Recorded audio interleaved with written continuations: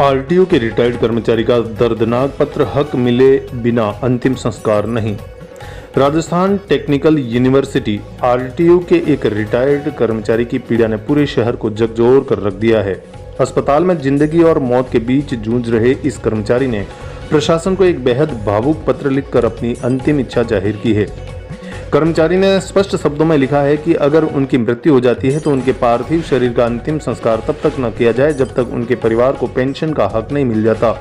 इस मांग ने सिस्टम की संवेदनहीनता पर बड़ा सवाल खड़ा कर दिया है। पीड़ित कर्मचारी के अनुसार वर्ष 2023 में जारी वित्तीय आदेश के तहत उन्होंने पेंशन की उम्मीद में अपनी जीवन भर की कमाई करीब 24 लाख रुपए जमा करवाए थे, लेकिन हैरानी की बात ये रही कि आज तक न तो उनकी पेंशन शुरू हुई और न ही जमा राशि वापस मिली। परिवार की हालत बेहद खराब हो चुकी है। आर्थिक तंगी इस कदर बढ़ गई है कि इलाज करवाना भी मुश्किल हो गया है। पत्नी के जेवर तक गिरवी रखने पड़े और अब घर चलाना भी चुनौती बन गया है। अपने पत्र में कर्मचारी ने ये भी लिखा कि उनकी वह लड़ाई सिर्फ उनकी नहीं बल्कि उन सभी कर्मचारियों की है जो अपने हक के लिए भटक रहे हैं। अब ये मामला प्रशासनिक व्यवस्था पर गंभीर सवाल खड़े कर रहा है। क्या एक कर्मचारी को अपने अधिकार के लिए मौत के बाद भी संघर्ष करना पड़ेगा?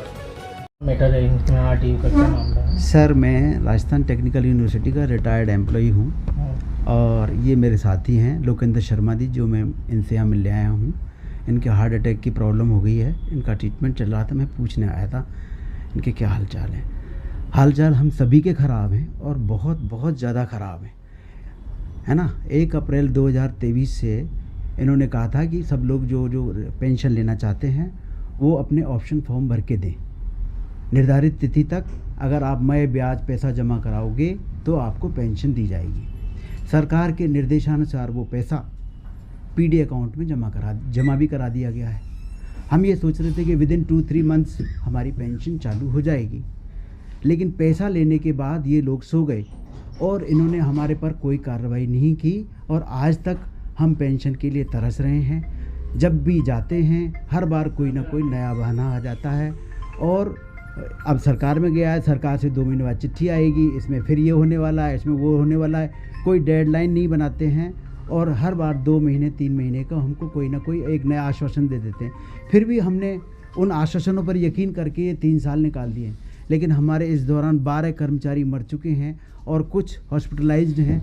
कंडीशन बहुत ख़राब है। कई लोगों की तो बहुत बहुत ज़्यादा कंडीशन है ना, जिन्होंने पैसा कर्जे से लिया है वो ब्याज भी नहीं चुका पा रहे हैं, इलाज भी नहीं करा पा रहे हैं।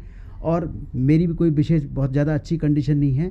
बस ये है कि भाई मैं अभी ठीक हूँ, लेकिन कब तक ठीक रहूँगा ये मैं भी नहीं बता सकता हूँ। स्थिति ज़्यादा ख़राब है। अब इन लोगों की समझना चाहिए कि पैसे लेकर के आपने काय के लिए लिए थे? पैसे लिए थे आपने पेंशन देने के लिए। अब आप पैसा लेके बैठ गए हो।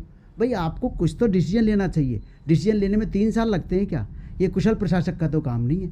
हम लोग आए दिन उनके यहाँ रिक्वेस्ट करते हैं, निवेदन करते हैं, हाथ जोड़ते हैं, उनसे कहते हैं भाई आप कुछ तो करो, हम पे तरस तो खाओ, हमारे परिवार पे तरस खाओ। हमने कोई गुनाह थोड़ी किया है, आपकी बात को माना, आपके निर्देशानुसार हमने पैसे जमा कराए, समय पर जमा कराए, मय ब्याज जमा कराए।